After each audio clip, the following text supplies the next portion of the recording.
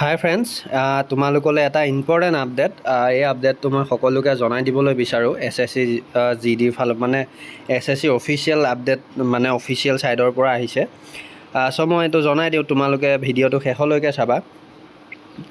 চোৱা, staff selection commission IT section, এইটো একেবাৰে অফিচিয়েল হয়, তোমালোকে গৈ চাব পাৰা ssc.gov.in ত। ইয়াতে এটা update, subject identity verification IV for the candidates shortlisted in FRTA of Combined Higher Secondary 10+2 Level Examination CHSLE 2025 REG.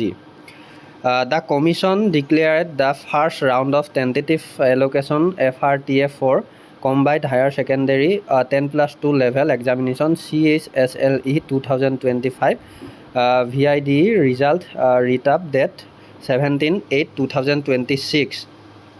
ইয়াতে মই তোমালোকক গোটেইখিনি পঢ়ি নিদিওঁ আৰু লগতে তোমালোকে নিজেও পঢ়ি ল'ব পাৰিবা। মই দেখুৱাই দিছোঁ ইয়াতে কি দিছে। তথাপি মই 2 নম্বৰ অকণমান লাইনটো পঢ়ি দিওঁ আৰু লগতে হিন্দীখনো মই দেখুৱাই দিম। মই কনভাৰ্ট মানে ট্ৰেন্সলেট কৰি লৈছোঁ, তোমালোকে বুজি পাবা আৰু মই বুজাই দিম ধুনীয়াকৈ, তোমালোকে ভিডিঅ'টো চোৱা। As per the site result write-up, provisionally shortlisted candidate can show their venue date and sold for identity verification by login in through the designed login module on the website of the commission, https ssc.gov.in.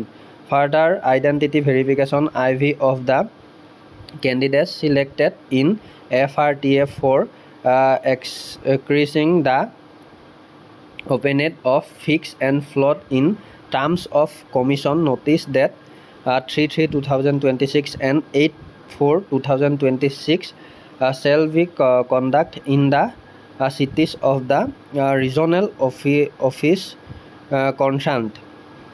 তো ইয়াতে মোৰ কিবা ভুলো হ'ব পাৰে, তোমালোকে ভুল হ'লে ক্ষমা কৰিবা, তথাপিও মই পঢ়ি দিলোঁ।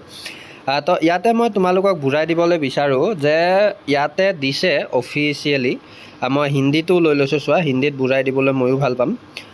চোৱা, ইয়াতে দিছে যে ফল্ড আৰু ফিক্স। এতিয়া তোমালোকে নিশ্চয় শুনি আছিলা যে ফল্ড আৰু ফিক্স ছিষ্টেমটো নতুনকৈ আহিব আৰু এই ছিষ্টেমটো কি হ'বলৈ গৈ আছে। চোৱা, এইটো হ'ল 10+2 লেভেলৰ এটা এক্সাম আছিল, যাক ইয়াতে লিখিয়ে দিছে CHSL।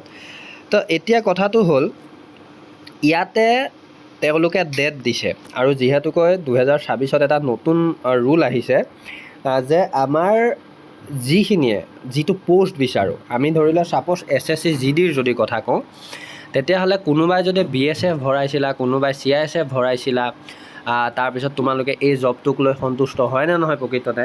তো এই বস্তুটো কি হয়, যেতিয়া আমি এপ্লাই কৰোঁ, প্ৰথমতে যেতিয়া এপ্লাই কৰোঁ আমি তেতিয়াই ফিল আপ কৰোঁ যে মোক যদি CISF লাগে মই CISF দিলোঁ, তোমালোকক যদি কিবা বেলেগ লাগে সেইটো দিলা, আসাম ৰাইফল দিলা। কিন্তু কিছুমান কেণ্ডিডেটৰ কি হয়, পিছত কিছুমান সমস্যা হয় এক্সামটো দিয়াৰ পিছত, বা নেজানি পেলাই প্ৰথমতে দিয়ে, তো তাৰ বাবে শুধৰণিৰ এটা সময় তেওঁলোকে নাপায়। আৰু লগতে বহু কেণ্ডিডেটৰ কি হয়, মানে জবটো গোটেইখিনি প্ৰক্ৰিয়া কমপ্লিট হৈ যায় কিন্তু তেওঁলোকে জইনিং নকৰে।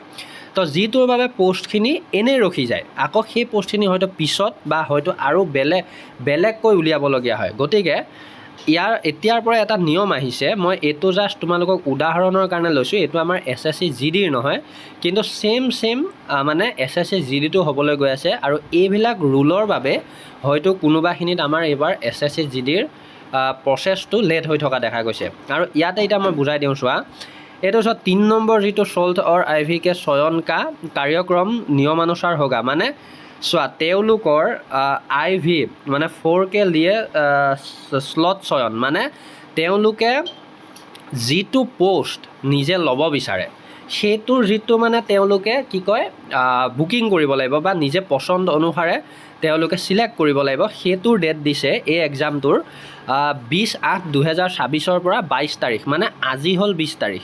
চ' আজিৰ পৰা 22 তাৰিখলৈকে দিছে আৰু এইটো 26 চনৰ।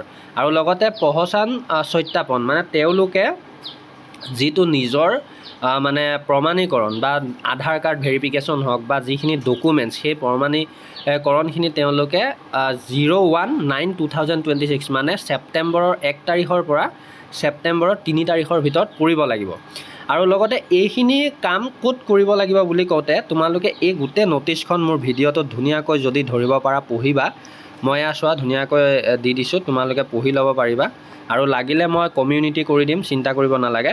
তো এইখিনি হ'ব ক'ত জানানে? ৰ'বা মই পঢ়ি দিওঁ, গম পাবা। पहचान सत्यापन के लिए स्लाइडिंग प्रक्रिया हेतु स्लॉट का पता आयोग की वेबसाइट पर अनुशंसित उम्मीदवारों के लिए निर्धारित लॉगिन मॉड्यूल पर उपलब्ध कराया जाएगा, जहाँ वे स्लाइडिंग प्रक्रिया के लिए स्लॉट तिथि और स्लॉट का चयन कर सकेंगे। माने एटू SSC GDৰ অফিচিয়েল সাইটতে হ'ব। তেওঁলোকে কৈছে যে তেওঁলোকে যেতিয়া ধৰি লোৱা যেতিয়া ভেকেঞ্চিবিলাকত এই কামখিনি হ'ব তেওঁলোকে অফিচিয়েলভাৱে ডেট মানে অপেন কৰি দিব সেই হেৰিখিনি কি কয় লিংকটো। গতিকে চিন্তাৰ কোনো প্ৰয়োজন নাই। আৰু মই এইটোত তোমালোকে বেছি মাথা মাৰিব নালাগে। যিসকলে CHSL বা এনেকুৱা অন্য কিবা দিছা সেই তেওঁলোকে জনাটো দৰকাৰ বা তেওঁলোকে কৰা। কিন্তু মোৰ লগত যিহেতুকৈ বেছিকৈ SSC GDৰ কেণ্ডিডেটখিনি জড়িত হৈ আছে, চ' মই জাষ্ট এটা সৰুকৈ তোমালোকক আভাস দিলোঁ।